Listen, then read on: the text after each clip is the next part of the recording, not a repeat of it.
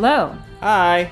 Welcome to Wheel Takes, a podcast usually about the Wheel of Time series.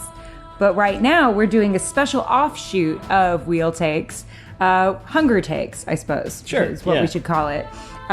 In which I get an opportunity to be the veteran reader, and Gus is the first-time reader.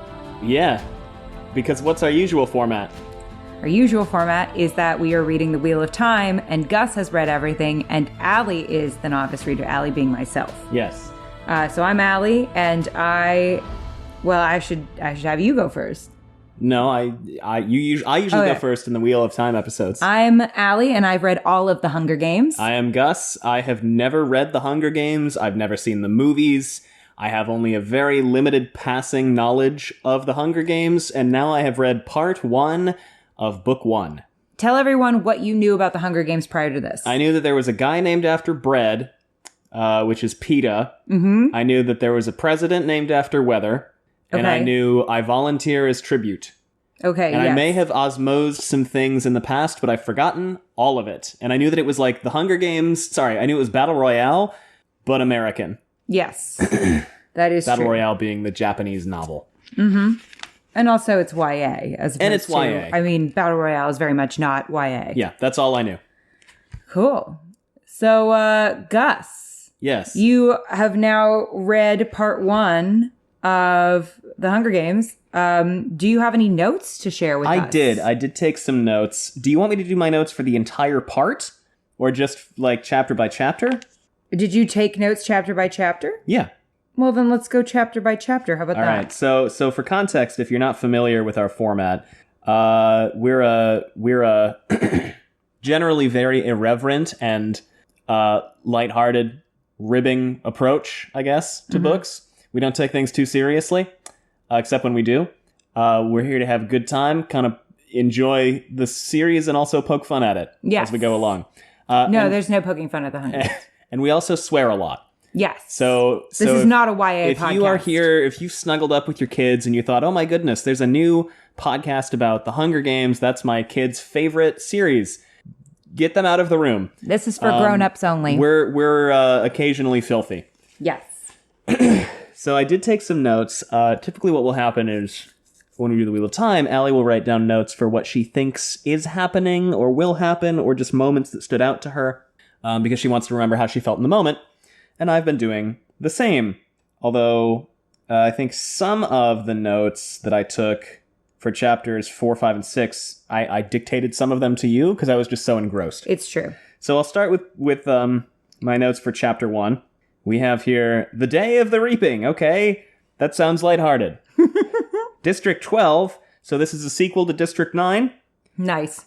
Quote, we have to joke about it because the alternative is to be scared out of your wits, end quote. That is a big fucking mood. That honestly could be just a log line for this relatable, yeah. Is the log line for this podcast. Yeah.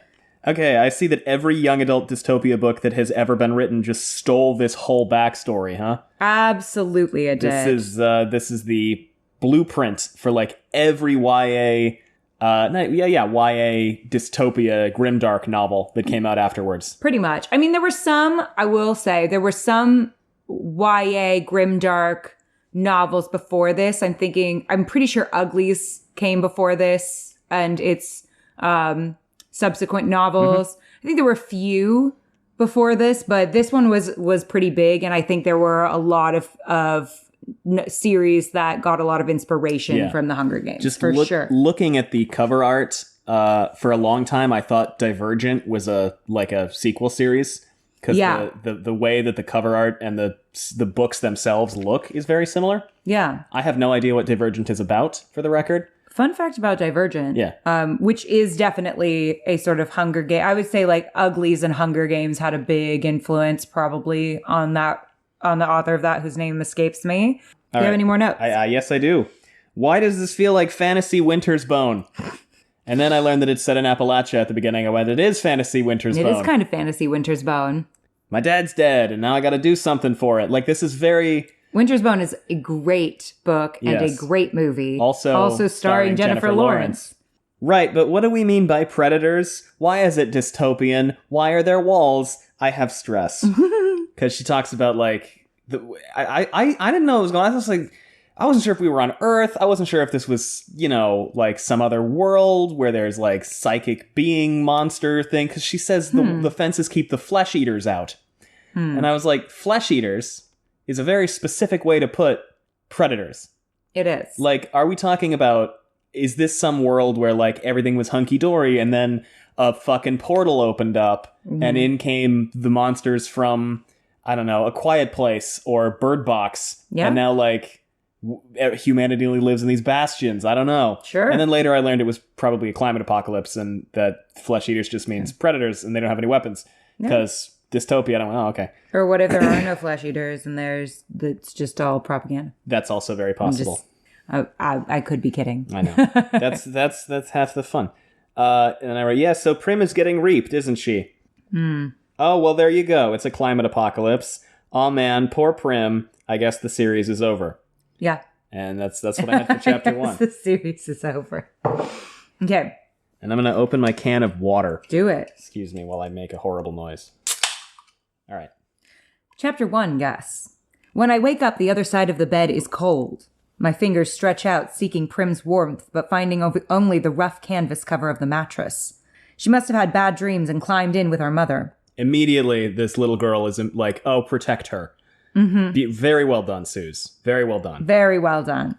Of Also, course she did. If you're not familiar with our format, we always call the author by their first name and usually a nickname. We mean it respectfully. Yes. Of course she did. This is the day of the reaping. Horrible phrase. I prop myself up on one elbow. There's enough light in the bedroom to see them. My little sister Prim, curled up on her side, cocooned in my mother's body, their cheeks pressed together. In sleep, my mother looks younger, still worn but not so beaten down. Prim's face is as fresh as a raindrop, as lovely as the primrose for which she is named. Oh my god. Like, just fuck me up. Yeah. Okay. We've got the cutest and then child there's a cat ever. And then a cat shows up, and I'm like, so we have a little girl, a mom who apparently has been in a grief coma for most of the past 7 years, and a cat. And poor Katniss has to protect all of them. Immediately rootable. At the age of what? What is she? She's 16. Yeah, I'm they're like, always 16. Initially, I think to myself, okay, well, she thinks about, this is dark as fuck, this series. Like, I knew it was, but I didn't realize how dark. It's dark. Because, like, right away, she's like, yeah, when we first got this cat, I was like, maybe we should have killed it. Yeah. And then later, she's like, oh, everyone's eating dog. This is my thing that I think people don't realize is they're very dismissive of like young girls and their interests. And I'm like, this is what we were fucking reading. Yeah. All right. Let's not dismiss us. No. My mother was very beautiful once too. Or so they tell me. Shade. Such shade, Katniss. The woman's been through a lot. She has. Damn. You know what? It's a lot easier to be pretty at 16 than it is to be when you're older, okay? Fucking relax. How old is Mrs. Everdeen? I figured she was like probably, I don't know, like 40 something at the outside. Yeah. I'm just saying that like when you live a difficult, stressful life, it comes at you fast. And everyone in District 12 has a shit life. Yeah. They're starving. Her husband died. Yes. She's got 2 kids to raise. Granted, she doesn't really do a lot of that. No. But, she like life comes at you fast when you live in a very difficult and stressful environment. It's true. And of course, do you think we'll learn more about Mrs. Everdeen as time goes on? No, she's only here to be in the background. Yeah, I'm sure. Yeah. I'm sure we will. Her life was very easy up until this moment. Sitting at Prim's knees, guarding her, is the world's ugliest cat. I love this cat. Mashed in nose, half of one ear missing, eyes the color of rotting squash. I would do anything for Buttercup. Prim named him Buttercup, insisting that his muddy yellow coat matched the bright flower. He hates me, or at least distrusts me. That's cats. Now, listen. No, I mean that as a compliment. I mean that as a compliment. Because cats don't like it when you get in their space. No. And I respect that. They like their space. They like to be the one to come to you. Mm-hmm. And I personally think, I love cats and dogs equally, just different. It's a different kind of love, I think. And my personal thing is like, winning the love of a cat feels like you've won something like won something. Yeah. You know, it's like a real accomplishment. Yeah. And that's fun. Yeah. And I think the thing is Katniss is not going out of her way to win over this cat, so she thinks the cat hates her. Well, you know, cats can smell your nervous system. Did you know this about cats? That's upsetting. It's true. I hate everything about it. Or at least I heard this recently, that cats can smell your nervous system. So it's quite possible that the cat sensed that she wanted to eat him. Yeah, well, yeah, likely. Yeah. Even though it was years ago, I think he still remembers how I tried to drown him in a bucket when Prim brought him home. Yeah, that's probably a cat. I wonder why he doesn't like you. That's probably a Katniss. That might be Call me crazy, but I'm going to go with that's the reason he doesn't like you. Yeah. Scrawny kitten, belly swollen with worms, crawling with fleas. The last thing I needed was another mouth to feed, but Prim begged so hard, cried even, I had to let him stay. Beautiful. All right, skipping ahead a little bit. Our part of District 12, nicknamed the Seam, is usually crawling with coal miners heading out to the morning shift. Oh, they said coal, hour. right? I forgot it was coal. Mm-hmm. Yeah. We were talking about what on a walk. I was asking Gus a couple questions as he was getting started, and I said, "What do you think about like the different districts? You know, why do you think they're divided this way?" And you were saying, "I think they all have a specialty." You know, you were kind of getting. I forgot they were that. mining coal. I thought they were mining something special. But it's coal, which is, you know, it's Appalachia. He did go on a bit of a rant that I wish I had recorded of him going, I wonder what they could be mining. I forgot it was coal. They said coal on page 4. Who knows what they're mining coal for? Probably industry. Yeah. Men and women with hunched shoulders, swollen knuckles, many who have long since stopped trying to scrub the coal dust out of their broken nails, the lines of their sunken faces. But today the black cinder streets are empty. Shutters on the squat gray houses are closed. The reaping isn't until 2. May as well sleep in, if you can. How could you? I mean, I guess if this is rote, then yes. If you have any child in your life under the age of 18 and over the age of 11, I don't think you really can. I don't think it's possible. Unless apparently you're Mrs. Everdeen. Yeah, maybe if you're like, I don't give a shit about... Yeah, exactly. Mrs. Everdeen sleeping is proof napping she's a her ass shit off. mother. There's a lot of controversy, and we will get into it as time goes on, about whether or not Mrs. Everdeen is a shit mother. And, you know, whether that's fair to Mrs. Everdeen considering that she's experienced trauma. Yeah. Do you have any thoughts about that at this time? It's complicated. I don't think it's that simple. I think grief is a hell of a drug. That's true. I think that being completely rendered immobile by... Yeah, that's a thing that happens, and you can't really... necessarily blame people, but also like, come on now, you have 2 children. Yeah.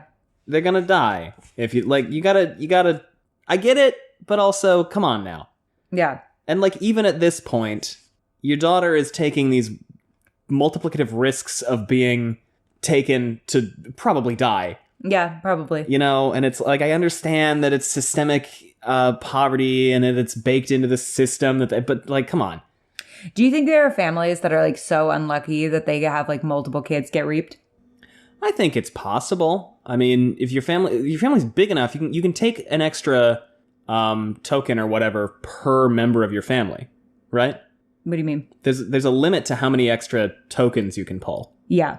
Because you get one tessera per person. There's a limit, I think, right, to the amount of. Wait, what are you saying? You can take more tokens per members of your family, right?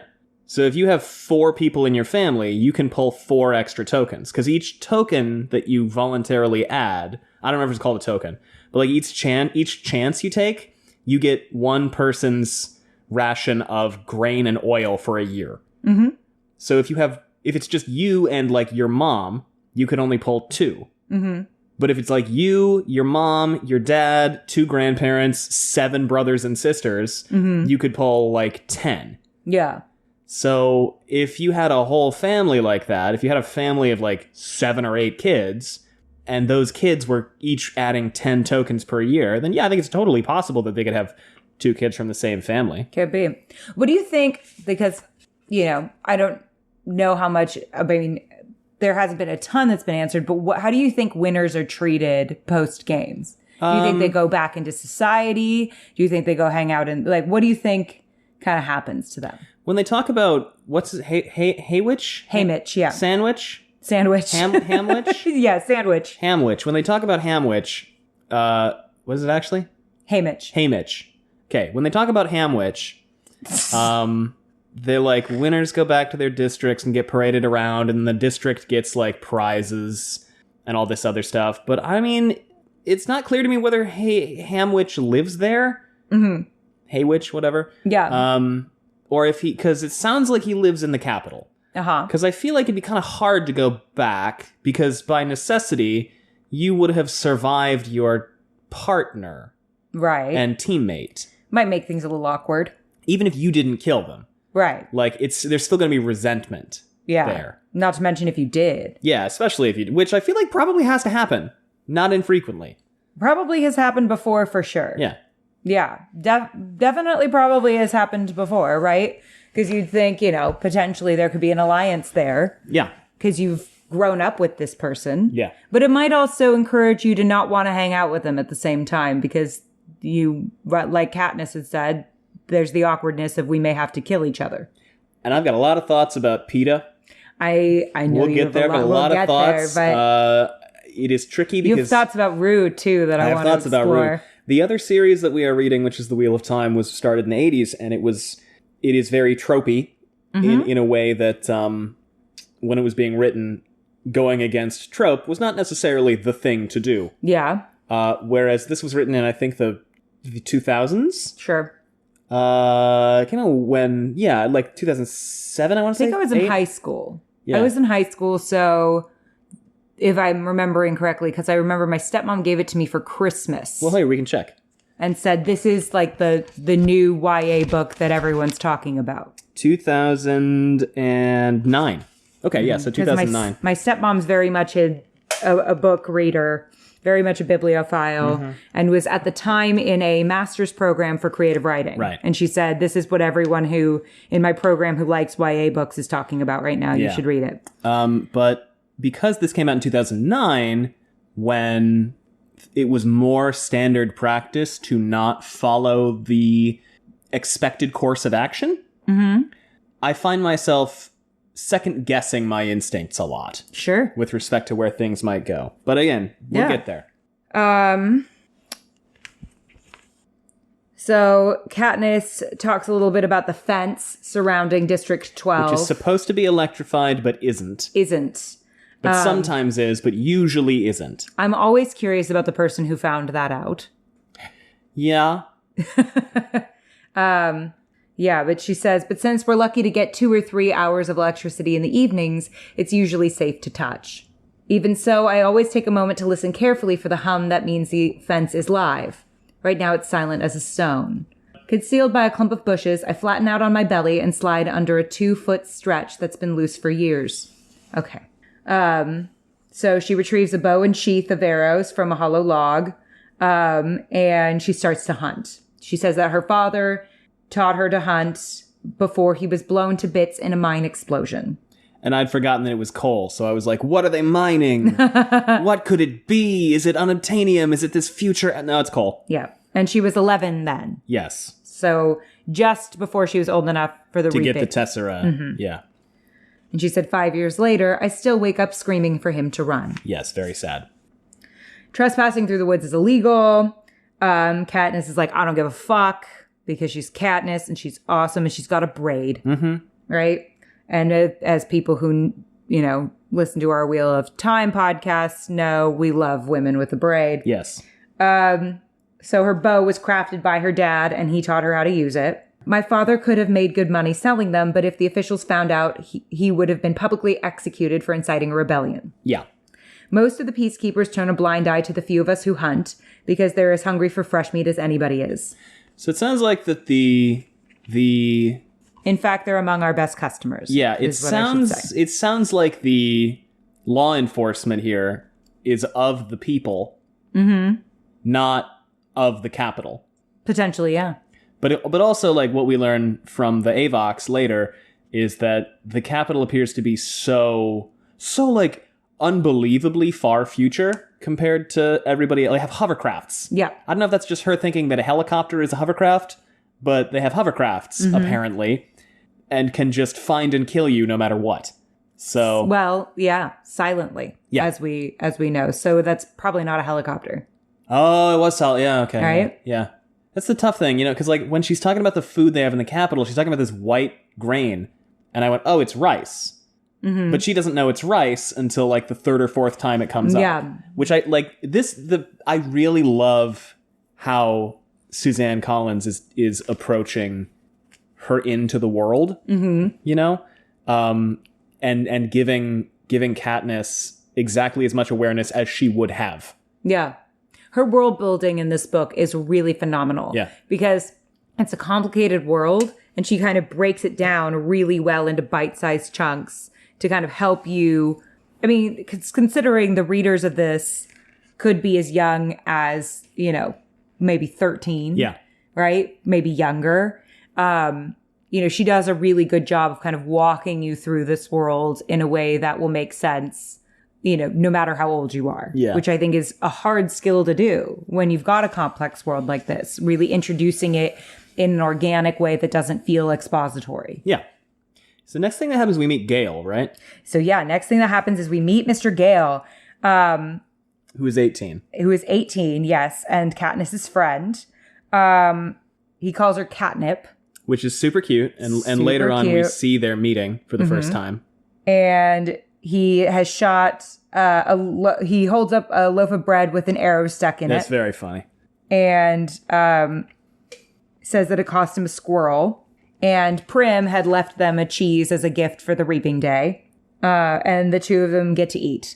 And he talks about Effie, he kind of mimics Effie Trinket. Right. Oh, he does. Wow. Huh. And he says, I almost forgot. Happy Hunger Games. And may the odds be ever in your favor. Be ever in your favor. Yes. Which is a very famous line from the Hunger Games. Yes. And she says, we have to joke about it, like you said, because the alternative is to be scared out of your wits. Great line. Relatable. What do you think about Gale so far?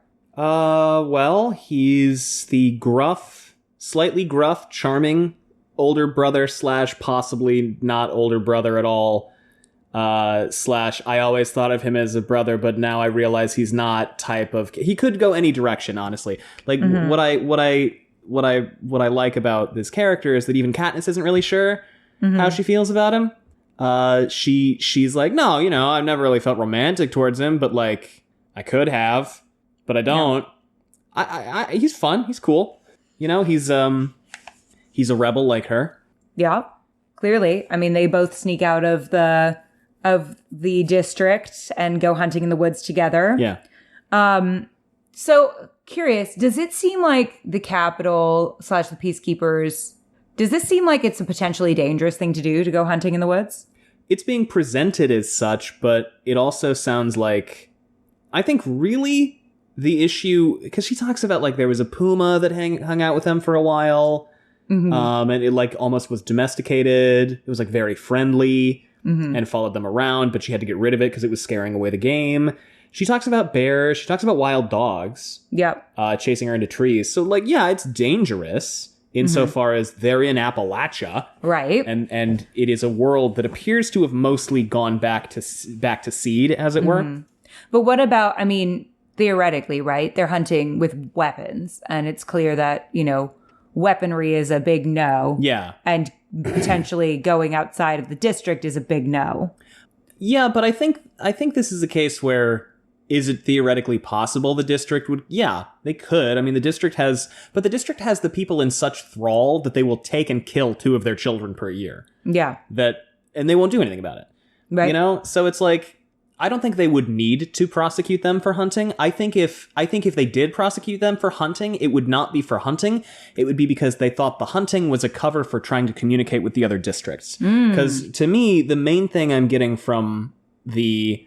by the way, initially, before I realized that this was in North America, I assumed that this was like the capital is in the middle, and all the districts are like, you can theoretically see the capital from the district, and they're arrayed in a ring outside of it. I thought we were totally fantasy world, totally unfamiliar landscape. Everything else was a blasted hellscape, and like the districts ringed the capital, and that the reason you couldn't go out of the district is so you couldn't get to the other districts. And I still think that the main reason why they discourage people from going out of the capital is so that there's no way that people from the different districts can start to cooperate again. Totally. Because the backstory we get in a little while is that there was a climate apocalypse, relatable, and then the districts all like had an uprising, right, and declared war on the capital, and then the capital shelled District 13 into the ground. Probably with like nukes, because she said you can't go near there anymore. Mm-hmm. And now they do the Hunger Games to remind us not to have rebellions. Yeah. So what was the question? I'm sorry, I've gone so far afield. Do I think the district would care that they were hunting? Yeah, would they care? Only insofar as they might be running information between districts. Okay. I think. So if they suspect, so, you know, like the narrative has said, the peacekeepers don't really care because they like the fresh supply of meat. Yeah. But, you know, but beyond that, you know, there's pretty much zero tolerance for any of it. You know, Katniss's father can't sell weapons, can't sell the things that he makes. Yeah, but again, that's because it could be seen as fomenting rebellion. Yes. Whereas, like, I'm going to go scrounge for blueberries and kill a rabbit. Mm-hmm. Yes, it could be cover for something else. Right. But I think if they are understanding that it is kids staying alive, like, it sounds like the district would fall into complete and utter starvation and death if they didn't have people scavenging. Probably. And it also sounds like the capital simply doesn't give a fuck enough to provide food, like of any kind, or of ample supply to the district. So, doesn't seem like it. Yeah. Yeah. I also feel like letting them hunt makes it feel like they're getting away with something, so they don't try to get away with worse. Mm-hmm. So she says that Gale could be her brother because he looks like her so much. Yeah. He's got straight black hair, olive skin. They even have the same gray eyes. Yeah. But they're not related, at least not closely. Gray eye. The protagonist eyes. Uh-huh. Yeah. Gray, purple, green, you know, the protagonist colors. But we're not related, at least not closely. Most of the families who work in the mines resemble one another this way. That's why my mother and Prim, with their light hair and blue eyes, always look out of place. They are. Her mother's parents were part of a small merchant class that caters to officials, peacekeepers, and the occasional seam customer. You know, your run-of-the-mill scab. Is that what she says? No. That's you. But that's me editorializing. Okay. But, you know. Wait, who's the scab?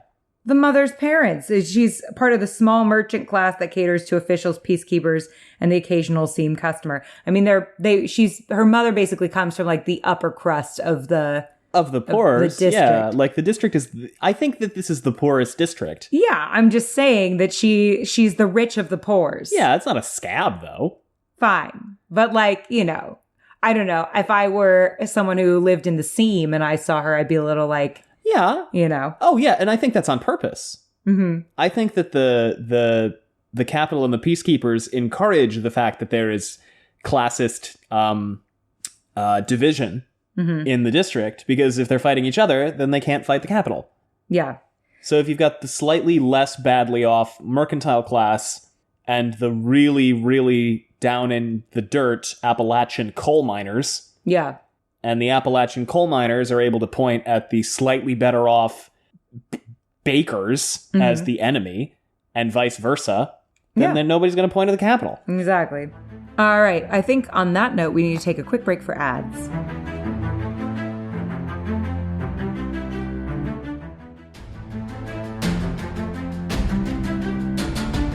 So, you know, she talks about how her mother was the daughter of some apothecaries, how she probably fell in love with her father because he brought her some medicinal herbs and also maybe other, you know, fun herbs that they could smoke together from the wilds, and that she must have really loved him to leave her home for the seam. Yeah, we're going to get more about that. Probably. I would be really surprised if we didn't. And she says, I try to remember that when all I see is the woman who sat by, blank and unreachable, while her children turned to skin and bones. Yeah, man. Look, again, with all sympathy to her for this, no. It's a tough one. That's rough, man. Mm-hmm. So then, Gale suggests we could do it, you know. What, I ask? Leave the district. No, you wouldn't. Run off. No, you couldn't. Live in the woods. No, you get picked up. I think if you actively left like that, you get picked up. Yeah. So he says, you and I, we could make it. I don't know how to respond. The idea is so preposterous. If we didn't have so many kids, he adds quickly. They're not our kids, of course, but they might as well be. Gail's 2 little brothers and a sister, Prim. And you may as well throw in our mothers, too, because how would they live without us? Mm-hmm. I never want to have kids, I say. I might, if I didn't live here, says Gail. But you do, I say, irritated. Forget it, he snaps back. Seems like they're arguing because they're stressed out, perhaps. Yeah. I mean, it's reaping day. Either of them could get picked. Yeah. So then she thinks about, the possibility of them having kids or not, how they met. She was a skinny 12-year-old and he was 2 years older, but already looked like a man. And we see this later. Yeah. It took a where long... she finds his snares. She finds his rabbits and snares, and she's trying to figure out how the knot is tied. And then he comes up and is like, what the fuck are you doing? What's your name? He goes, okay, catnip, get away from my fucking rabbit. Where'd you get that rabbit? She said, I shot it. Yeah. And she did, because she's a great shot. Mm-hmm. And then it took a while for them to become friends. Yeah. Because they were competition. Yeah. Initially. Yeah. And then they started helping each other out. Because good hunting partners are hard to find. Tonight, after the reaping, everyone is supposed to celebrate. So fucked. Yay, our kids didn't get picked. Nobody pay attention to Mrs. Mildred over there. I know, what the fuck? Everybody ignore the man behind the curtain. They're like fundamentally devastated members of our community. No. Who gives a fuck that 2 children were just sent to their deaths? It's party time. Let's get down. And a lot of people do out of relief that their children had been spared for another year. Again, completely fucked. But at least 2 families will pull their shutters, lock their doors, and try to figure out how they will survive the painful weeks to come. Yeah. Fuck. That sucks. I feel like you've said that friends of yours who have kids can't read this. Some people were mentioning, that it's hard for them to engage with this anymore. When you're a kid, you're like, well, I'm the main character. I would win. But when you're a parent, you're like, I can't even start to comprehend this. Now, see, I read this and I was like, I absolutely would not win, but I think I'd just hide for most of it. Yeah. And just hope for the best. Yeah. Like, that would be my move. Like, I'm trained for nothing. I have no survival skills. I have no weaponry ability. And at this point, I've now learned that I also had fibromyalgia. So my memory was just, my memory's bad and I'm tired all the time. Like, I would die very fast. But, we do our thing. Yeah. So, they get a pretty good haul. They go to the market. They, sell some stuff. They talk about the mayor's daughter, Madge. Oh, Little Miss 10%. Little Miss 10%, the mayor's daughter. The mayor being complicit in all of this. But, also what the fuck's he gonna do? Yeah. And apparently neither of them really have a group of friends. I can't imagine why, considering that your dad is the mayor. Why you wouldn't want to be friends with her. They just sit next to each other and they don't talk. Who and who? Madge and Katniss. Oh, yeah. That's their version of friendship. Sure, I mean, it works. Today, her drab school outfit has been replaced by an expensive white dress, and her blonde hair is done up with a pink ribbon, reaping clothes. Fuck off, Madge, Midge, Mudge, Marge. Like, it's not her fault. She doesn't get it. Yeah. It's not her fault. But, And Gail says, pretty dress. Madge shoots him a look trying to see if it's a genuine compliment or if he's just being ironic. It is a pretty dress, but she would never be wearing it ordinarily. She presses her lips together and then smiles. Well, if I end up going to the Capitol, I want to look nice, don't I? And then we get all this stuff about the chits. What is the word? And he says, you won't be going to the Capitol. Entries, okay. Yeah, entries. Because each year, your entries... Compound. Compound. That's fucked up. Yes. Can you get picked twice? Like if you go and win, that's and then a really come good back, question. Can you get picked twice? What do you think? I feel like yes. I feel like you probably could. That's possible. They haven't addressed that, have they? No, they haven't. What if you could? What if you got picked at 15 and then got picked again at 16 That'd or be 18 bullshit. or whatever? You would be the first most high target immediately. You'd be fucked. You'd be fucked. Yeah. Yeah, and he says, what can you have? 5 entries? I had 6 when I was just 12 years old. Yeah. So yeah, they use that as an opportunity to talk about how first of all, it compounds, I think, in part. I mean, do you have a theory as to why they would compound it? Why they wouldn't just have your name in once? Why they wouldn't wipe your entries? Each year. Why they would compound it each year so that you have more every year? Well, it discourages you from continuing to draw on the resources. Could be. My theory is that they do it because it's not as interesting to see 12-year-olds fight as it is to see 18-year-olds. Oh, yeah, they want to... Okay, that makes sense. They want to stack the... They want most of the contenders to be interesting contenders. Yeah, because they say that whenever there is a 12-year-old in the games, people are like, man. Yeah. Like, they're just going to die. They're just going to die. And it's going to be really unpleasant. Yeah, I think that's why, is they want the older kids to get picked. And yeah, they say... good luck to, Katniss says it's not her fault. Like, don't be mean to her. And Gale's, basically like, I'm just calling it how I see it. So you're not going to get picked. So they talk about the Tessera, right? So let's talk about it for a little bit. You become eligible for the reaping the day you turn 12. That year, your name is entered once. At 13 twice, and so on until you reach the age of 18, the final year of eligibility, when your name goes into the pool 7 times. That's true for every citizen in all 12 districts in the entire country of Panem. But here's the catch. Say you're poor and starving as we are. You can opt to add your name more times in exchange for a tessera. Each tessera is worth a meager year's supply of grain and oil for one person. You can do this for each of your family members as well. So at the age of 12, I had my name entered 4 times. Once because I had to, and 3 times for tesserae for grain and oil for myself, Prim, and my mother. Oh, you can enter for your... Okay, I see. In fact, every year I have needed to do this, and the entries are cumulative. So now at the age of 16, my name will be in the reaping 20 times. Yeah. Gale, who is 18 and has been either helping or single-handedly feeding a family of 5 for 7 years, will have his name in 42 times. Nice round number. It's fucked up. How many people... I mean, the district... If you're poor... Fuck you. How many, districts are probably... I can't get a handle on how many people are in a district. You can't get a handle on how many people are in a district? Because there's 12 of them plus the capital in the entire continent. Yeah.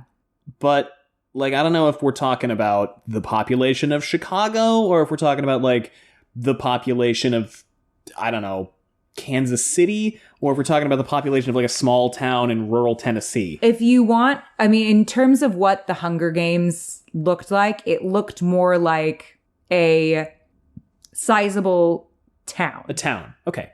Yeah. And so people tend to know each other in this town. So we're not talking, if you have 42 entries, that's a decent chance. That's a decent chance. It's not the difference between 0.0001 and 0.0042. No. It's I guess statistically it is, but it's probably the difference between 2%. Not 2%, because that'd be probably like a 1/4% versus 3%, or something like that. Yeah. Okay. So it's it's not, and and also to be fair, in District 12 there are a lot of poor people, so they're probably not the only people who are doing this. Oh no, of course. But his chances are increased pretty exponentially. Yeah. Of getting in, especially at 18. Right. But this is his last year, and they talk about how the chance of her name being drawn is slim compared to those of us who live in the seam. Not impossible, but slim. So she says goodbye to Gale, and goes home. Her mom dresses her up. And she says to Prim, "Tuck your tail in, little duck." Oh, God, fuck that whole thing. Just rip my heart out. Back God into damn place. it. And I watched the scene, and they do it in the fucking movie, too. Oh, they definitely do. Prim giggles and gives me a small quack. Fuck you. You son of a... You dare me. Just stop me to... Just... makes me sad. Fucking devastating. Yeah. Not much is funny about a 12-year-old potentially going to her death. All of this right? is terrible. So they go to the square and they get herded into roped off areas marked by ages. The oldest in front, the youngest ones like Prim toward the back, probably because they assume that older kids will get picked. Yeah, because statistically, they will. They will. Especially the poor kids. Yes. The poor older kids. Most likely to get picked. Family members line up around the perimeter. Oh, fuck, could you imagine? Holding tightly to one another's hands.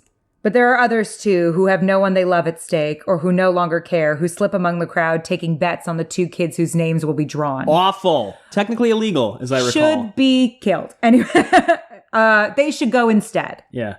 Odds are given on their ages, whether they're seam or merchant, or if they will break down and weep. Good God. Most refuse dealings with the racketeers, but carefully. These same people tend to be informers. Oh, it's not illegal. Okay. And who hasn't broken the law. Yeah. And she says, I could be shot on a daily basis for hunting. Could be, but also, like, somebody have to make a fuss about it. Yeah, but the appetites of those in charge protect me. But you would have to hope that you caught them on a good day. Yeah. Like, if you caught them on a bad day, yeah, could be a bad day. Anyway, Gail and I agree that if we had to choose between dying of hunger and a bullet in the head, the bullet would be much quicker. Very lighthearted. Light, fluffy. Okay, so we've got basically a podium, 2 large glass balls. Nice. The opposite of Davern Bashir's diamond balls, yes. if you listen to Hey, we can't spoil the Wheel of Time. One for the boys and one for the girls. So then in the chairs are Madge's father, Mayor Undersea, who's tall and balding. Undersea? Uh-huh. Okay. Effie Trinket, District 12's Boo. escort. Boo. With scary white skin, pinkish hair, and a spring green suit. And they're chatting with each other, and they're looking concerned at the empty seat. Which is Hamwich. And they talk about the history of Pan Am. So, that they fought. Great name, by the way. There were dark days. Bread and circuses. Yeah, exactly. Yeah, literally Panama. It's bread. It's bread. Yeah. So they were dark days because the districts rebelled against the capital. 12 of them were defeated. The 13th was obliterated. The Treaty of Treason gave us the new laws to guarantee peace, and our yearly reminder that the dark days must never be repeated. It gave us the Hunger Games. The rules of the Hunger Games are simple. In punishment for the uprising, each of the 12 districts must provide 1 girl and 1 boy called tributes to participate. The 24 tributes will be imprisoned in a vast outdoor arena that could hold anything from a burning desert to a frozen wasteland. Good. Any theories as to what this one will be? Idea. What do you hope it is the least? Desert. Deserts are boring when, I mean, sure. I think they're not always boring, but it's kind of like sand and rocks, and that's it. Yep. Over a period of several weeks, the competitors must fight to the death. The last tribute standing wins. Horrible. 0 stars. Worst Airbnb ever. The real message is clear. Look how we take your children and sacrifice them, and there's nothing you can do.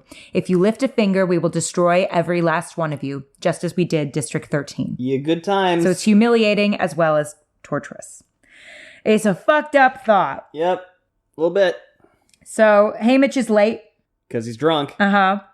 But he comes, a paunchy middle-aged man, who at this moment appears to be hollering something unintelligible, staggering onto the stage, and falls into the 3rd chair. See, I thought he was like 70 or 80. A lot of people think that. I completely misunderstood he was like 40. I thought that this was like the old prospector with a jug of moonshine. Yeah. I totally see where you're coming from. And you know what? You're not completely off in terms of his behavior. But I think that the reason why he gives off this appearance of being older than he is... Well, he aged hard. Again, you age hard in this district. He's confused and tries to give Effie Trinket a big hug, which she barely manages to fend off. Yeah. Bright and bubbly as ever, Effie Trinket trots to the podium and gives her signature, Happy Hunger Games! May the odds be ever in your favor. Her pink hair must be a wig because her curls have shifted slightly off-center since her encounter with Haymitch. She goes on a bit about what an honor it is to be there, general, crap behavior. What do you think of Effie? Fuck her. Fuck you. Fuck, I hope you die. This fucking, Effie Trinket says, as she always does, ladies first. Effie off. And crosses to the glass ball with the girls' names. She reaches in, digs her hand deep into the ball, and pulls out a slip of paper. The crowd draws in a collective breath, and then you can hear a pin drop. And I'm feeling nauseous, and so desperately hoping that it's not me, that it's not me, that it's not me.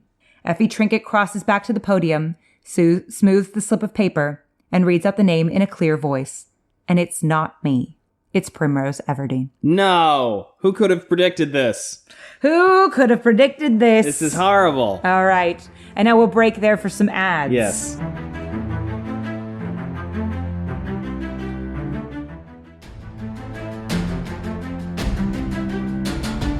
Chapter 2, Gus. Yes. Does not have a title. No. Give us your notes. All right. Hey, she said the thing. Yeah, she did. She says the a volunteer's tribute. Haymitch the Raving Drunkard is my new favorite character. Now, I must explain.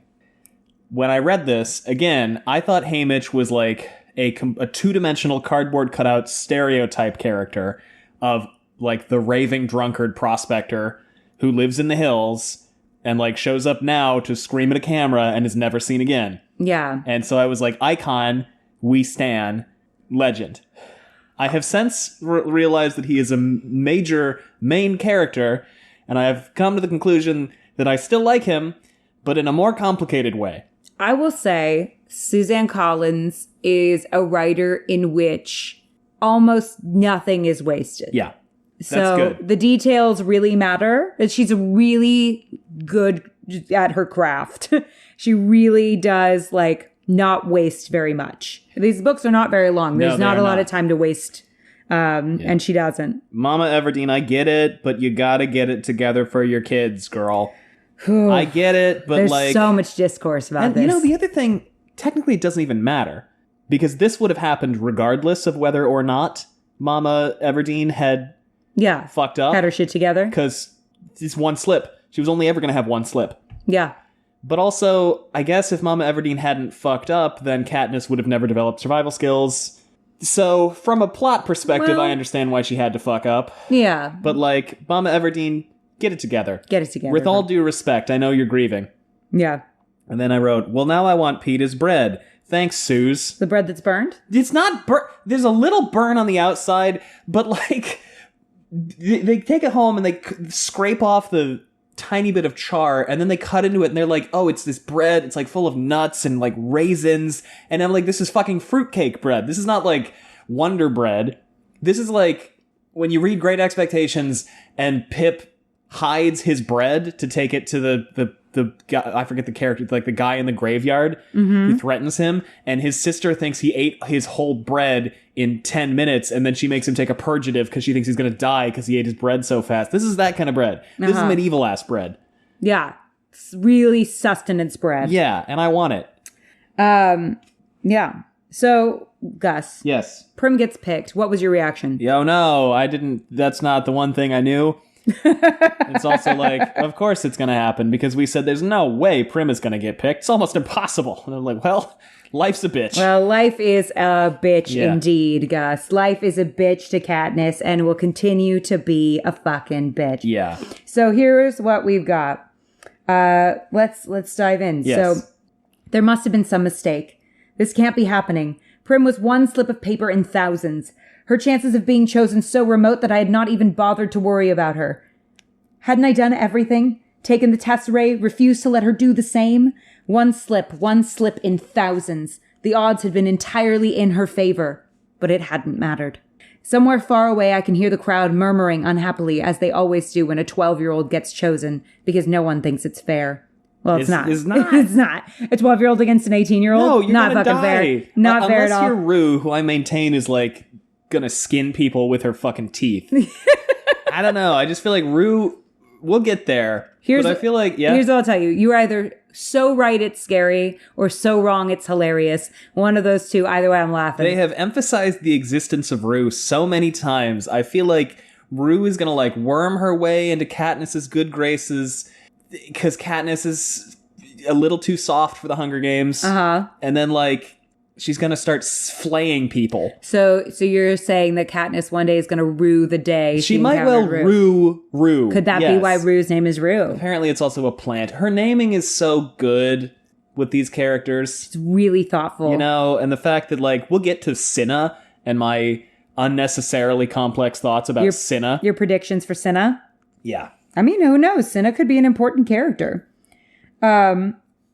And then I see her, the blood drained from her face, hands clenched in fists at her sides, walking with stiff, small steps up toward the stage, passing me. And I see the back of her blouse has become untucked and hangs out over her skirt. It's this detail, the untucked blouse forming a ducktail, that brings me back to myself. Just fuck me up, Suze. Come on. Prim! The strangled cry comes out of my throat and my muscles begin to move again. Prim! I don't need to shove through the crowd. The other kids make way immediately, allowing me a straight path to the stage. I reach her just as she's about to mount the steps. With one sweep of my arm, I push her behind me. I volunteer! I gasp. I volunteer as tribute!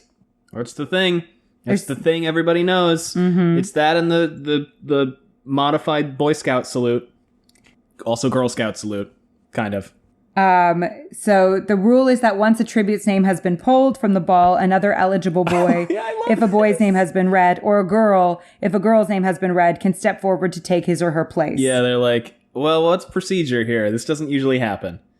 In some districts in which winning the reaping is such a great honor, people are eager to risk their lives. The volunteering is complicated.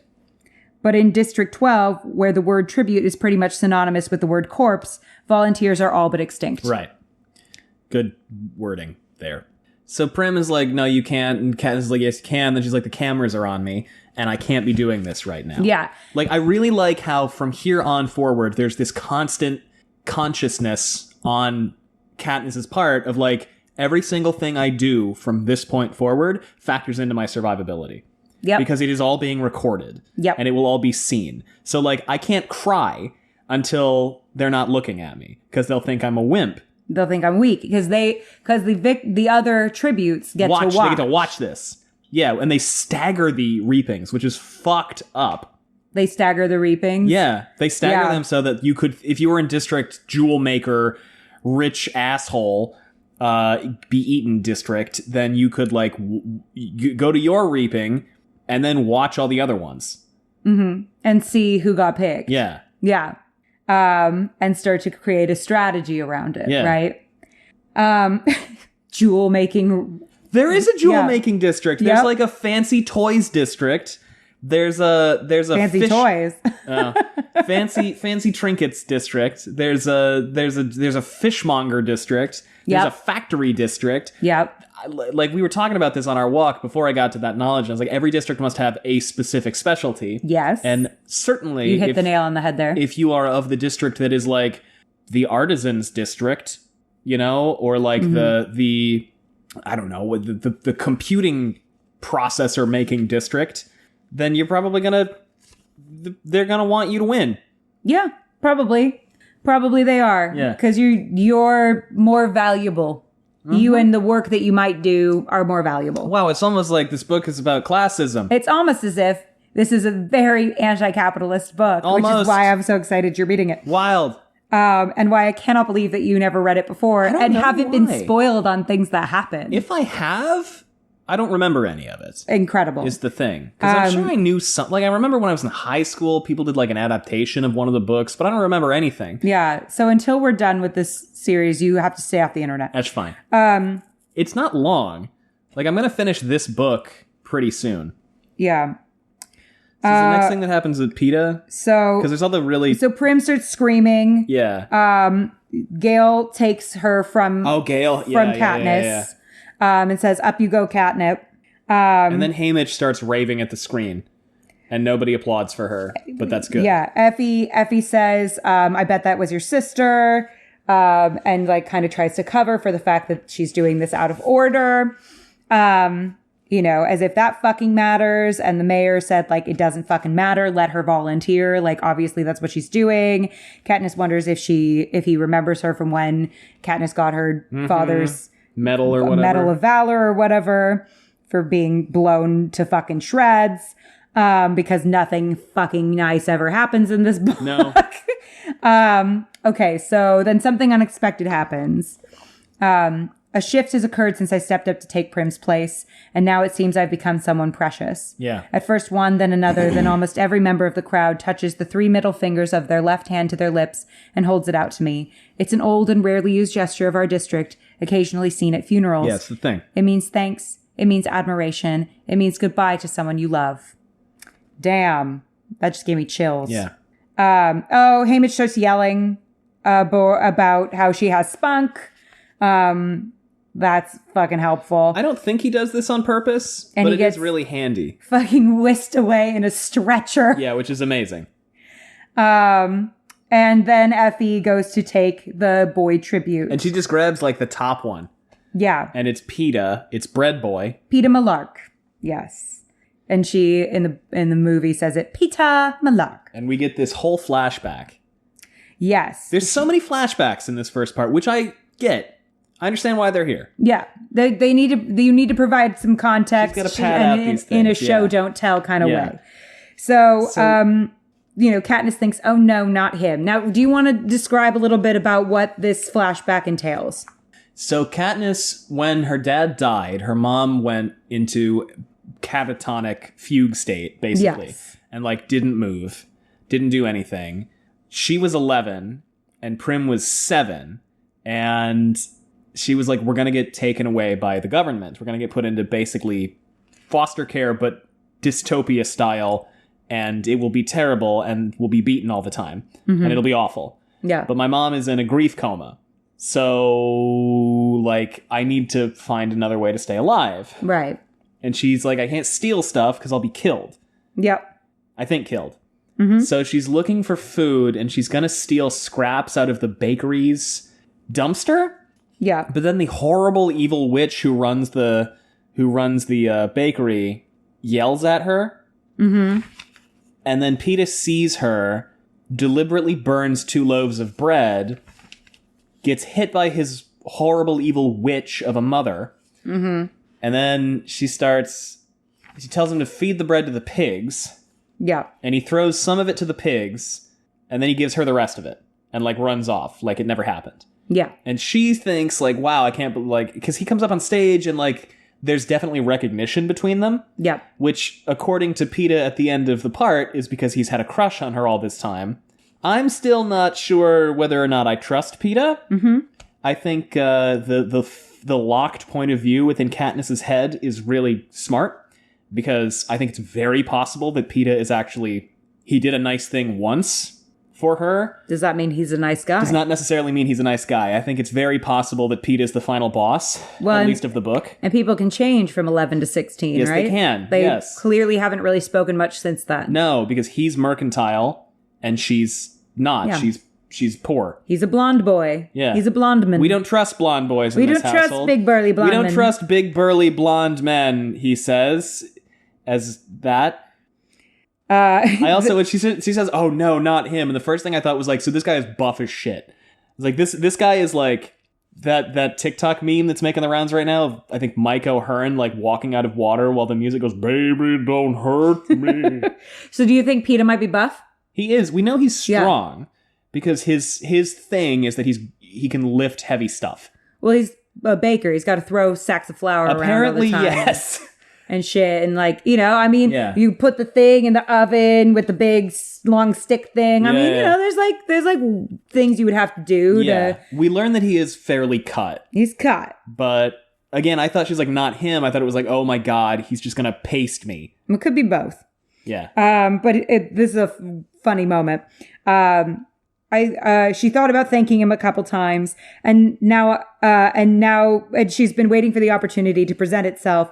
And now it never will, because we're going to be thrown into an arena to fight to the death. Exactly how am I supposed to work in a thank you in there? Somehow it just won't seem sincere if you're trying to slit his throat. Yeah. It's a very funny moment. It's a very fucking funny It's a funny moment. So they finish, and they shake hands, and his hands are warm and solid as loaves of bread. And he squeezes her hand in a way that she thinks might be either a reassuring squeeze or a nervous spasm. Why not both? And they look back at the crowd as the anthem plays, and she thinks, oh well, there will be 24 of us. Odds are someone else will kill him before I do.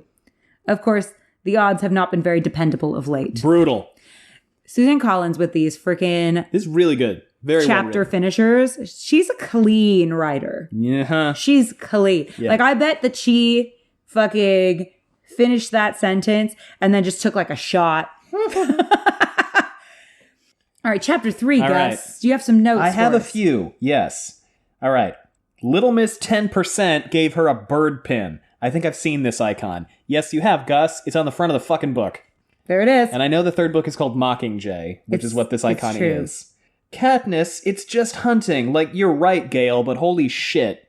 Mm-hmm. I get you trying to make her feel better, but good lord, dude. Yeah. It's just hunting. Then I went, haha, it is. For people. It is Fantasy Winter's Bone. She's like, the District 12 is in an area that used to be called Appalachia. And I went, oh my god. It is. Jennifer Lawrence. She just got typecast as like the girl in Appalachia who can't catch a break. Yeah. Yeah, it's a good role. It's a good typecast. Okay, so the capital's in the Rockies, but District 12 is in Appalachia. Why did I think all the districts were near one another? How the fuck do they have high-speed rail in post-apocalyptic America? We don't even have high-speed rail in regular America.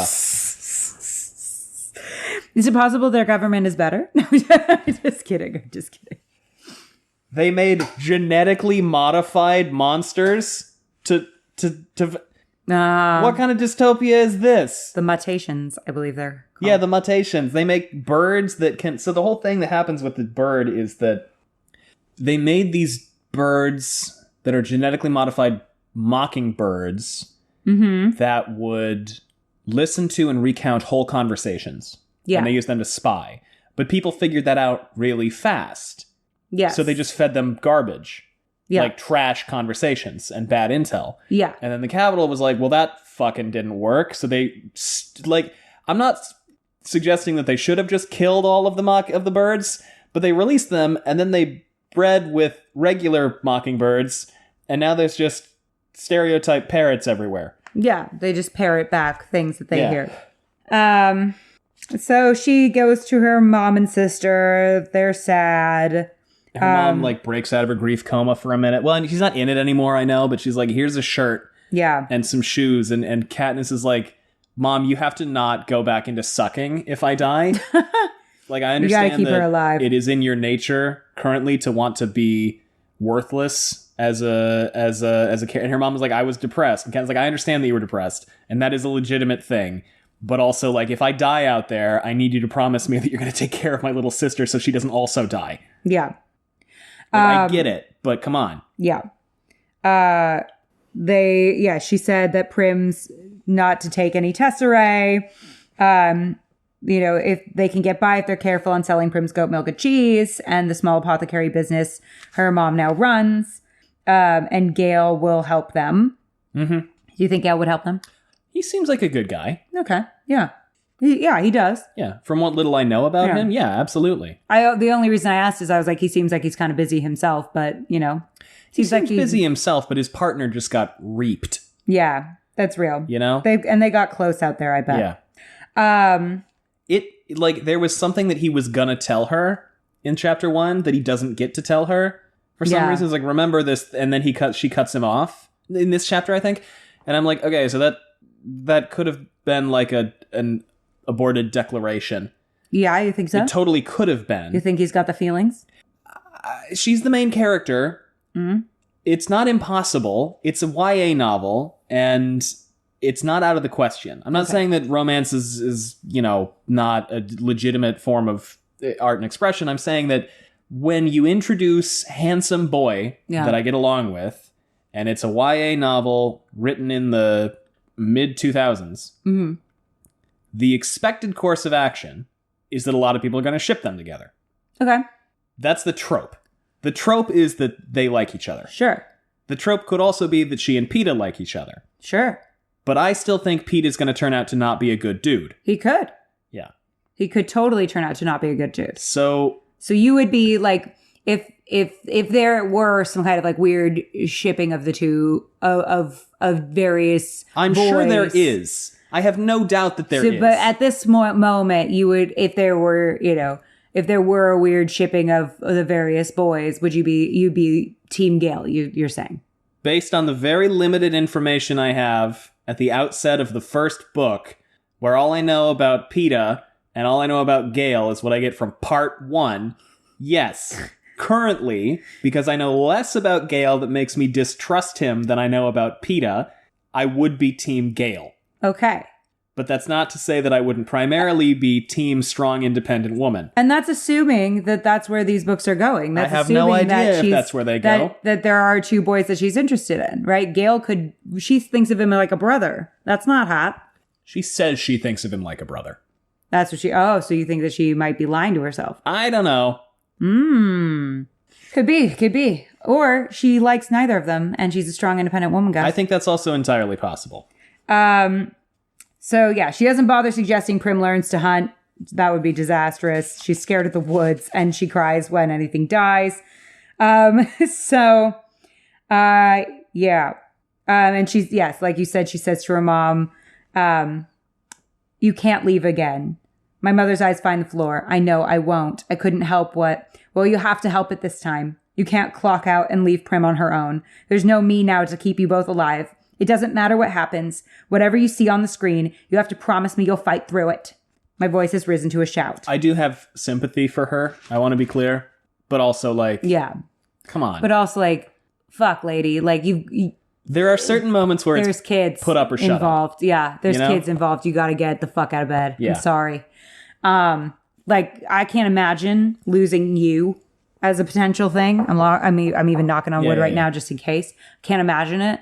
But I mean, it's tough. It's tough. And like, you can't help trauma. I get that. And it sucks too, because in most situations, in many situations in the real world, she'd have some kind of support network, and it's clear that she has none. And I'm sympathetic to that. Yeah. She has zero support. Nobody wants to probably interact with her because they don't want to think about what it would be like if their partner died in a mine explosion. Yeah. I don't want to think about that ever. Yeah, and the state certainly isn't going to help her. It's going to give her a year's worth of tessera or something, and then go like, good luck, bye. Yeah. So I understand. I am sympathetic, but also, fuck, lady. Like, there were probably better things we could have done. Yeah. Yeah. But also, you can't control how you react to a traumatic situation. No. So, yeah. Prim tells her, you're so fast and brave, maybe you can win. And Katniss thinks to herself, I can't win. Prim must know that in her heart. The competition will be far beyond my abilities. Kids from wealthier districts where winning is a huge honor, who've trained their whole lives for this. Boys who are 2 to 3 times my size. Girls who know 20 different ways to kill you with a knife. Oh, there will be people like me too. People to weed out before the real fun begins. And then she gets an 11. So, but Prim makes her promise to really try. Yeah. And I agree with you. Katniss is very smart during all of this. She immediately is like, I cannot break down because if I walk out of the door, the news cameras will be there. Mm-hmm. By extension, they're news cameras, basically. The news cameras will be there taking videos of me. People will see that they'll think I'm weak. Mm-hmm. And I can't show them that I'm weak. And she's not. Yeah. Katniss is very smart. Yeah. She knows how to play the game. Gale's there. He says getting a knife should be pretty easy, but you've got to get your hands on a bow. That's your best chance. And Katniss says they don't always have bows. And he says, then make one.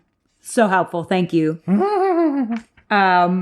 She can. And also she doesn't even know if there'll be wood because last year they tossed everybody into a landscape of nothing but boulders and sand and scruffy bushes. I love that there was a year where it was just like, and here you go. It's the Arctic. And they all just huddled.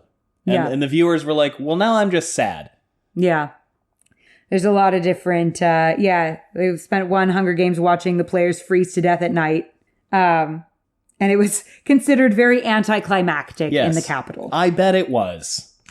And since then, there's usually been wood to at least make fires. Yes. And with that, let's take a quick break. How uplifting.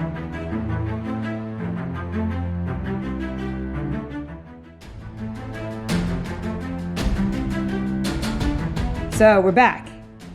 Gale says, Katniss is just hunting. You're the best hunter I know. I hope that there was some kind of hunting advertisement for this. There probably wasn't, though. There shouldn't have been. Not based on our criteria. So let us know if there was.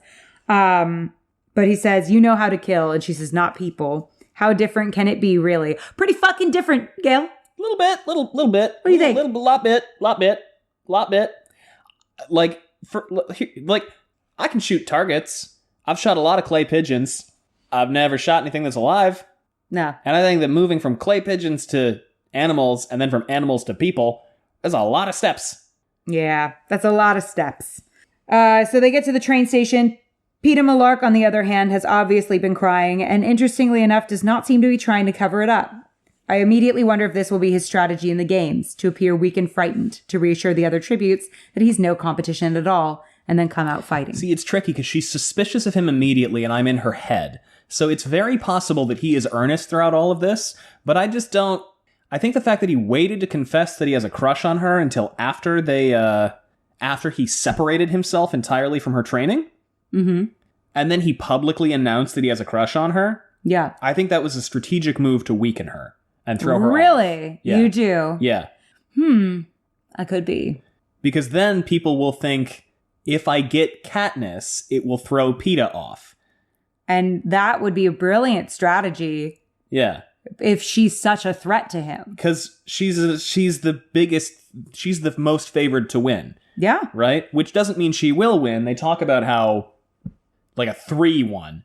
Yeah, a 3 is 1. And they talk about Joanna Mason from District 7, who had a similar strategy a few years back.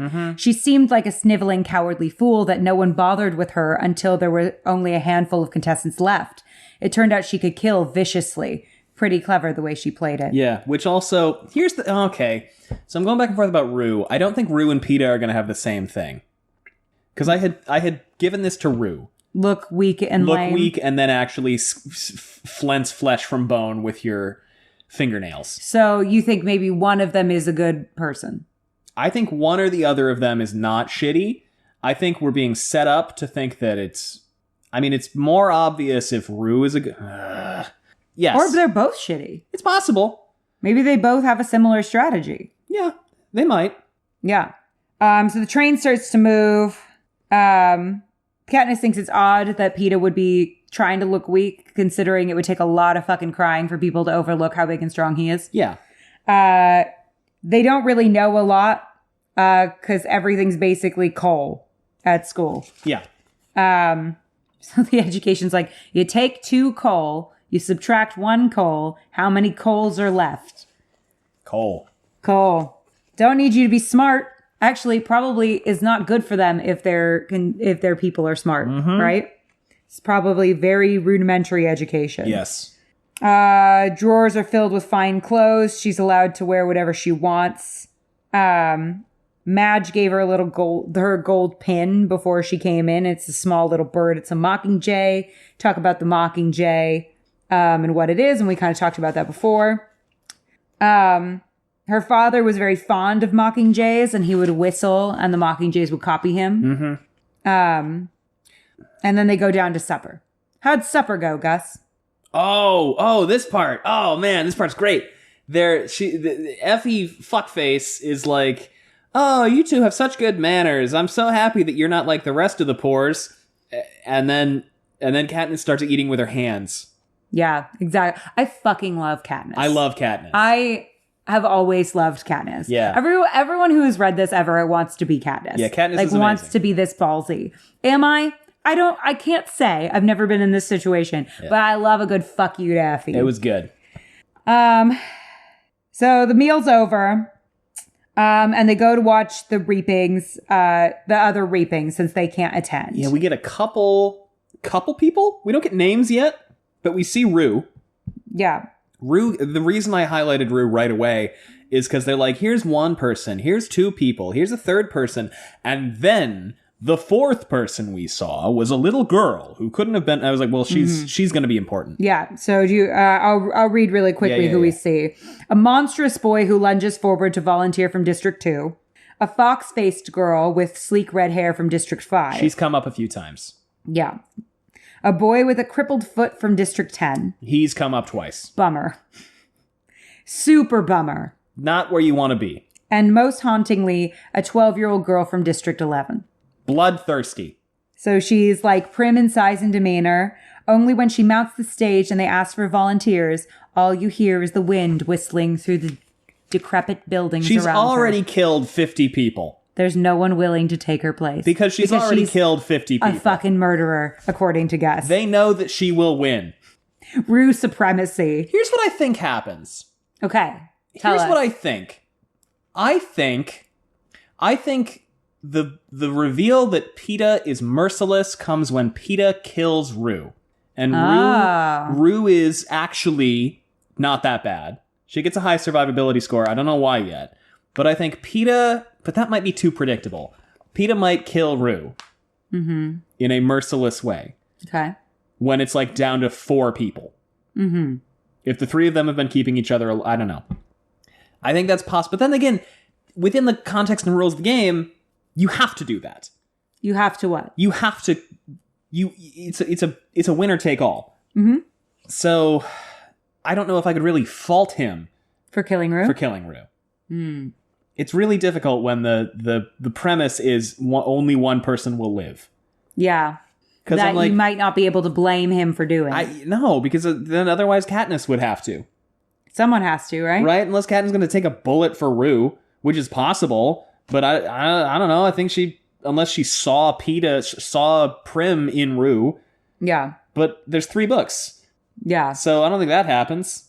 So you think at some point maybe PETA is the one to kill Rue? Yeah. I don't know. I don't trust him. What do you think about the volunteer? The one who volunteers in District 2? He's a career. He's a career. You know, he's a I think that when it's volunteers, it's different. With the exception of Katniss. Because I think when you are in a district where you want to go, okay, go. Like, it's still manipulative and bad, and it's still children murdering children. But I think that when you volunteer to go, because you want to go and kill other people, because you want to win, the morality is different. Sure. Because you are signing up to kill other children at that point. Yeah, so you suck. Yeah, Katniss signed up so her sister wouldn't die. Yeah, this guy, you think, signed up because he wanted to go. This guy signed up because he wants to win. Yeah. He wants the glory that comes with the quote-unquote glory that comes with winning. And what I think is that the ardent volunteers are all going to work together. And I think that most of them won't get very far. Yeah. You think the careers won't get very far? I don't see how they could. Because if you know you want to go, then you are going to... It's like when you play too hard on Survivor.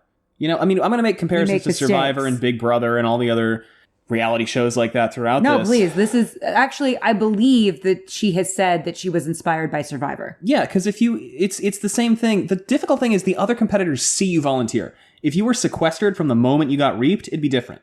But there's so much pre-Hunger Games press, as it were, that it's like if you go on Survivor and on day 1 you say, I came here to win, you're going to get targeted immediately. Yeah. Even though everybody knows they came here to win. Every single person on the beach is there to win. You're like, the smart thing to do would be to target the careers as soon as you could. Yeah. As soon as you possibly could. Because you know that they prepared for this. Yeah. And you know that they are cocky. Yeah. You know? But the other side of that coin is that they have been training for this their whole lives. Yeah, absolutely. That's true. So but if you go for them is very risky. Yes, but think of let's say there's 4 careers. There's 4 careers. Sure. And 20 non-careers. Yeah. If even 10 of the non-career people wise up to that fact and go like, we're going to get together for a day, and how long the games last, for a week, and kill the careers as fast as we can. Yeah. They could. You know? Because I don't know what kind of weapons. I'm assuming they don't have guns. Because that seems just unfair. Do you have any theories as to how they get the weapons? They talk about... I'll tell you off the top, there are no guns. Okay. They talk about sponsors a lot. They talk about getting sponsors as a way to win. I don't think a sponsorship would get you a weapon. That seems really, really unfair. I think there are probably hidden weapons, is my guess. I think a lot of people have to make weapons. If sponsorships get you weapons, then that's kind of broken. But then again, the premise of the game is children killing children, so it is automatically broken. Yeah. Do you think the rich people care whether or not it's fair? No, I'm sure they don't. That's probably also part of what... We've talked a lot about why District 12 has only won twice ever. On our walk. Yeah, and I think the fact that they're the poor district and that nobody has ever really taken them seriously is a big part of it. Katniss talks about how their outfits at the opening ceremonies are usually humiliating. They're counted out. So I think part of the reason why they never win is simply because they never... Well, I think it's possible that the sponsorships get them access to weapons or equipment, but that would actually... No, because they would... Okay, so if it were like the Hunger Games brought to you by Cutco is proud this year to sponsor Katniss Everdeen from District 12. You'll see her wielding Cutco knives throughout the tournament. Like...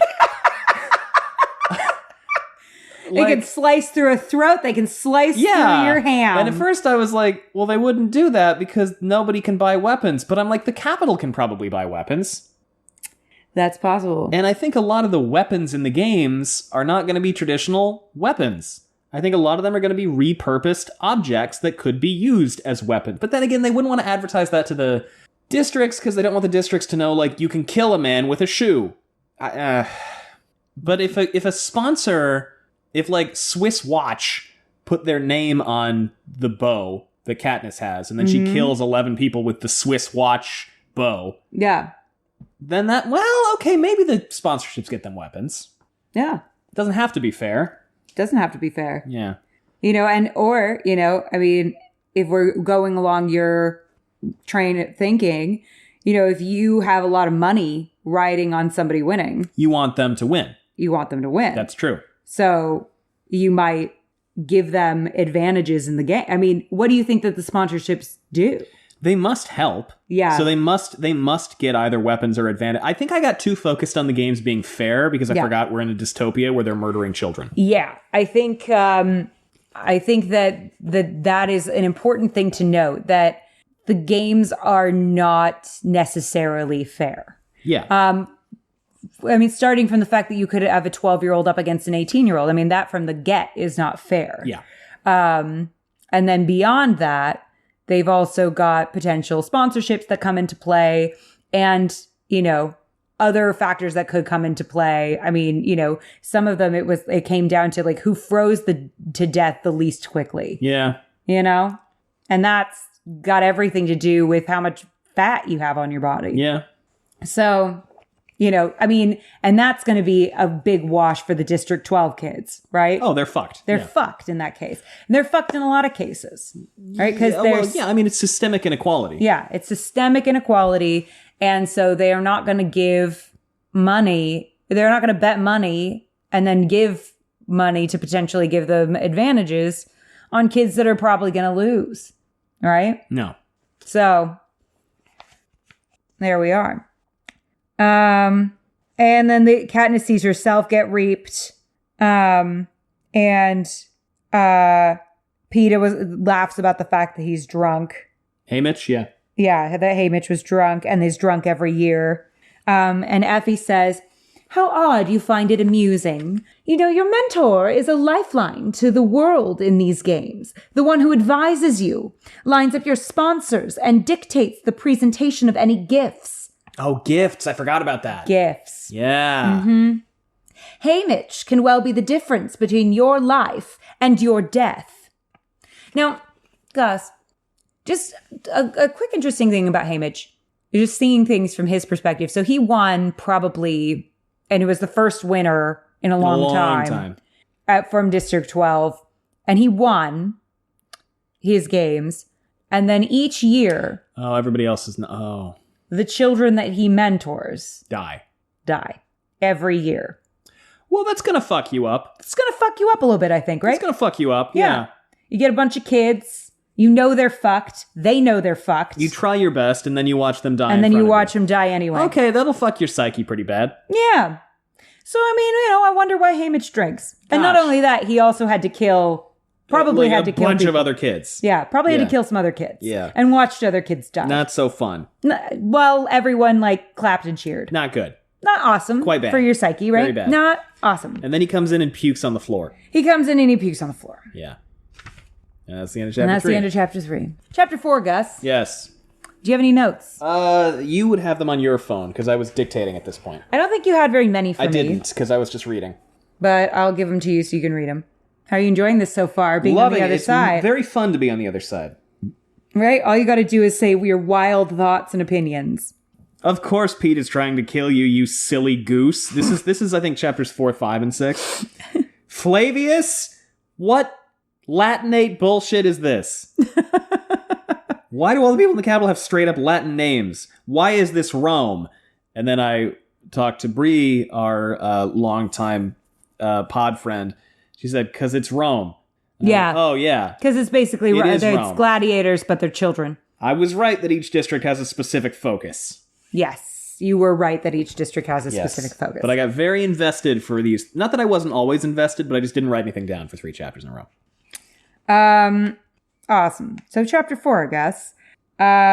On the train, right? They're still on the train. Hamish is just puked all over the floor. Oh, she got cookies from Peeta's dad, which then she's like, that was all a plot. Oh gosh, yes. Like he gave me the cookies because Peeta was like, go make her feel like we, feel bad for her. Yeah. There are capital people on the train whose job it is to basically like take care of them until they go into the games. Ooh. They basically carry Hamish back to his bed. She throws the cookies out the window, and we talk like she thinks about scavenging and how she knows all this stuff about plants. Yeah. This is kind of a linking chapter, I think. Yes. And she's wondering why Peeta has such an interest in taking care of Hamish himself rather than having the capital people do it. Yeah, Peeta gets a little confusing because at first he's like, I don't want to let anyone else take care of him, but then also he's like rebuffs him later with a knife. So this is another thing. I'm like, Peeta's getting in on Hamish's good side right now. Yeah. He says like, no, you go to bed, Katniss, I'll take care of him. So you think that this is a plot? Well, because I mean, if you think about it, I mean, why would Peeta want to get on Hamish's good side? Because Hamish knows only one of his chargers is going to survive. And he can set up both of them for success, or he could set up the one he likes more for success. And he and Katniss don't get along very well. Like when he's prepping interview questions with her, Katniss is terse and hostile. And Cinna is like, well, yeah, of course you were terse and hostile. You two don't get along. Yeah. So if Peeta gets in on his good side, then maybe he gives Peeta better advice. Maybe he gives Peeta better advice. And it sounds like his job once they're in the games is also to get them hooked up with their sponsors and stuff. So, So maybe he'll work more hard for Peeta. Maybe he'll work more hard for Peeta. Yeah. Because Katniss captures everybody's heart, but then Peeta is like, yes, and I love her. And the patriarchy means that people will be like, well, he wants to protect her, so let's help him. He's the good guy in this situation. He's the good guy in this situation. Oh, he's just a nice lover Everybody boy. else wants to get that Katniss, and we love her so much, so let's help out the boy who loves her. Because I'm blaming the patriarchy on this one. That, you know what? Always a good thing to blame. Yes. And in these books, I will tell you, the patriarchy is used very intelligently throughout. Excellent. So, she thinks it's because he's kind. And then she thinks that's way more dangerous than if he's unkind. We're almost there, I think. Yeah. You're like two layers away. You gotta peel back a couple of more. Peel back a couple more. Peel back a couple more layers. And then she gets a packet of cookies from Peeta's family, who couldn't be bothered to give her bread when she was starving, but are now giving her cookies. Yes. Huh. And Peeta does this whole thing later where he's like, my mom told me, oh, we'll finally have a winner. She could do it. And I'm like, bullshit, your mom said that.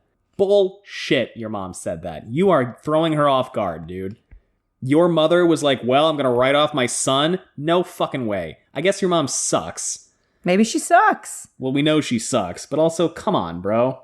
Yeah, though, I mean, Peeta could suck because she sucks. But yeah, who knows? Hurt people and all that. Yep. So she told them how she flashes back to telling Prim how to survive, like what kinds of foods to look for that she could eat out in the wild. And had made a little book for them to guide them. And then she flashes back to how she met Gale. Oh, that's this soon? This is when she flashes back to meeting Gale. So it's about snares and like they're in the woods and they don't trust each other, but then they do. So let's see. They hadn't had meat in months. The woods became their saviors. She was stealing eggs from nests, caught fish in nets, sometimes managed to shoot a squirrel or a rabbit for a stew. Plants were tricky. Many were edible, but one false mouthful and you're dead. That's going to come up because that's come up several times. That eating a plant. You could die if you ate the wrong thing. Which is true out in the wild. Oh, yeah. And it's going to come up because it sounds like it's a whole thing in the games is herbalism. Could be. So I think that there's definitely the possibility for you to make friends, air quotes, with someone and then poison them. Well, here's another question. How readily available do you think food is? Not. It's called the Hunger Games. Yeah. It's definitely not. So knowing plants might be important. Extremely. Right? Yes. When things start to get a little desperate. Do you also think that maybe that could play in with sponsorships and gifts? Yeah, that you could get food. Maybe. Oh, Nabisco, the Keebler Elf is here to give some cookies to fan favorite Rue the Flayer. This piece of bread is brought to you by Stacy's Pita Chips. Yeah. Stacy's Pita Chips. Eat what PETA ate in the Hunger Games. Yeah. Exactly. So on May 8th, when her father died, she went to the Justice Building and signed up for her tesserae and brought her first batch of grain and oil home in Prim's toy wagon. Depressing. Fuck. And didn't stop hunting and gathering because the grain was not enough to live on. Mm-hmm. And she meets Gail. She gets Katnisses, which are like water potatoes. Oh, and her father had said, Katniss, as long as you can find yourself, you'll never starve. Beautiful. Depressing. Love it. And Katniss getting the food made her mom kind of come back to them. Yeah. This chapter's pretty much all just like her thinking back about her childhood. Yeah. Just kind of how she survived. Oh, okay. I guess it's not meeting Gail yet. My bad. That comes a little bit later, but it happens in part 1. So Haymitch calls her over for breakfast. They try hot chocolate for the first time. Oh, and he's like worthless. And then they like PETA like stabs a knife into the table and then Haymitch slaps him. And he's like, no, don't cover it up. It'll look good. People will think you got in a fight. And she's like, this is a very different attitude from what you had to him last night. Yeah. So yeah, it feels calculated. Yeah, Peeta's eating a ton. Katniss decides that she hates Haymitch. Yeah. She thinks, no wonder the District 12 tributes never stand a chance. It isn't just that we've been underfed and lack training. Some of our tributes have still been strong enough to make a go of it, but we rarely get sponsors, and he's a big part of the reason why. Mm-hmm. The rich people who back tributes, either because they're betting on them or simply for the bragging rights of picking a winner, expect someone classier than Haymitch to deal with. Right. So she says, so you're supposed to give us advice. Here's some advice. Stay alive. And then he bursts out laughing. Yeah, and then PETA punches his beer. Yeah, he Bloody says, Mary. That's very funny. Suddenly he lashes out at the glass in Haymitch's hand. It shatters on the floor, sending the blood-red liquid running toward the back of the train. Only not to us. Haymitch considers this a moment, then punches PETA in the jaw, knocking him from his chair. When he turns back to reach for the spirits, I drive my knife onto the table between his hand and the bottle, barely missing his fingers. I brace myself to deflect his hit, but it doesn't come. Instead, he sits back and squints at us. Well, what's this? Said Haymitch. Did I actually get a pair of fighters this year?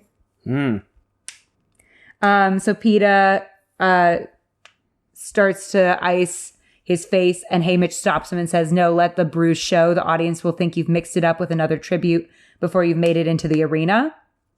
And he says that's against the rules, only if they catch you. That bruise will say you fought. You weren't caught. Even better. And then he turns to Katniss and asks her if she can hit anything with a knife besides a table. And then Katniss throws the knife. Katniss has never thrown a knife before, but she decides to give it a try to see if she can convince him. And it sticks into the wall. Into a seam in the wall. Into the seam in the wall, which makes her look even better. And so then all of a sudden Haymitch is interested in them. Yeah. And he says, like, I will help you if you let me drink as much as I want. I'll stay sober enough to help you. Yeah. And that they have to do exactly as he says. And he says that they're also attractive enough once the stylists get a hold of them. What do you think that means? They don't look too poor. Could be. They look like they've got a fighting chance. Mm-hmm. You know? I don't know. Do you think that there are some sponsors that would try to help them just because they're attractive? Yeah, probably. Fashion, clothing, things like that. I mean, you watch Survivor. Are there people who root for people just because they're attractive? Oh, yeah, all the time.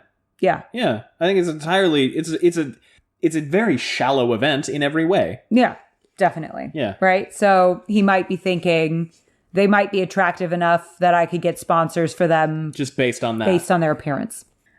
Which also could be a reason why District 12 kids don't do well. Yeah. Right? They're malnourished and, don't look so good. Yeah. Because you know what? Starvation doesn't necessarily make you look very good. No. So they go through the train.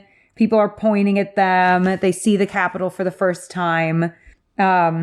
It's gaudy. And people are walking around with bizarre hair and painted faces, and they clearly never missed a meal. Yeah. All the colors are artificial and too bright and hurt their eyes. And yeah, people are pointing at them. They're sickened by their excitement, knowing they can't wait to watch them die. Mm-hmm. But PETA is actually waving and smiling at the gawking crowd. Because he's tactical. Because he's good at this. So you don't think he's as simple as he appears to be? No. Why would you be waving? And he sees me staring at him and he shrugs and says, who knows? One of them may be rich. Uh-huh. Mm-hmm. He's thinking about this. And then she thinks I've misjudged him and starts to rethink his actions since before the reaping began. His father showing up with the cookies and promising to feed Prim. Did PETA put him up to that? Well, they certainly weren't willing to feed Katniss after the father died. No. Suddenly and tragically. Volunteering to wash Haymitch, but then challenging him this morning when apparently the nice guy approach had failed, and now waving at the window, already trying to win the crowd. All of the pieces are still fitting together, but I sense he has a plan forming. He hasn't accepted his death. He is already fighting hard to stay alive, which also means that kind PETA Malark, the boy who gave me the bread, is fighting hard to kill me. No fucking shit, Katniss. It's a fucking battle royale where only people want yes, duh. Of course. There's only one winner. That's how it works.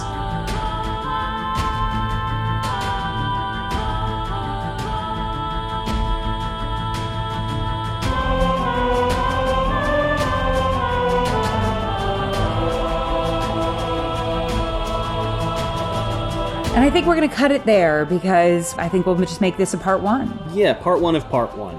And part 2 of part 1 to come soon. Because I want to keep reading these. Yeah. They're very good.